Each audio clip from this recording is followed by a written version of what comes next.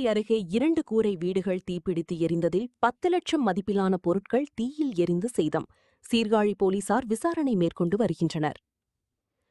மயிலாடுதுறை மாவட்டம் சீர்காழி அடுத்த மருதங்குடியைச் சேர்ந்தவர் விஜயபாலன்.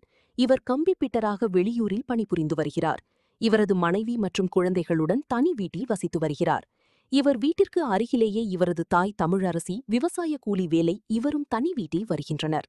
இந்நிலையில் இன்று இவர்களது வீட்டில் யாரும் இல்லாத நேரத்தில் தமிழரசியின் வீடு திடீரென தீப்பிடித்து எரியத் தொடங்கியது. காற்றின் வேகத்தின் காரணமாக அருகிலிருந்த விஜயபாலனின் வீடும் எரிந்துள்ளது. சீர்காழி தீயணைப்புத் துறைக்கும் மின்சார வாரியத்திற்கும் தகவல் தெரிவித்தனர். மேலும் பொதுமக்கள் தங்களது வீடுகளில் இருந்த தண்ணீரை கொண்டு தீயை அணைக்கத் தொடங்கினர். விரைந்து வந்த தீயணைப்புத் துறையினர் மேலும் தீ பரவாமல் தண்ணீர் அடித்து தீயை கட்டுக்குள் கொண்டு வந்தனர். முன்னதாக மின்வாரியத்துறையினர் மின் இணைப்பை துண்டித்தனர். இதுகுறித்து சீர்காழி போலீசார் வழக்கு பதிவு செய்து விசாரணை மேற்கொண்டு வருகின்றனர். இதுகுறித்து தமிழரசி கூறுகையில், தான் விவசாய கூலி வேலை மற்றும் 100 நாள் வேலையை செய்து வருகிறேன். வீடு கட்ட 40,000 ரொக்க பணமும் 3 பவுன் தங்கம் நகையும் வைத்திருந்தேன். வீட்டில் யாரும் இல்லாத நேரத்தில் எனது வீடு மற்றும் எனது மகன் வீடுகளில் இருந்த டிவி, ஃப்ரிட்ஜ், ஃபேன், மோட்டார் மற்றும் வீட்டு உபயோகப் பொருட்கள் முற்றிலும் தீயில் எரிந்து நாசமாகியுள்ளது.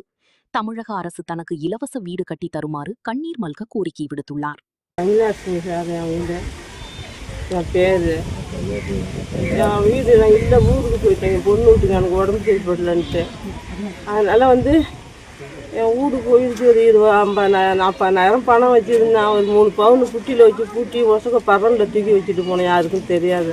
அதெல்லாம் எரிஞ்சிட்டு பார்க்குற சாம்பலாம் கிடக்குங்க சாமி. நீங்கள் தான் ஏதாச்சும் எனக்கு வழி பண்ணணும். 100 நாள் விவசாய வேலை தான் சார் பார்க்குறேன். என் பையன் வீடும் எரிஞ்சிருக்குங்க சேர்ந்து.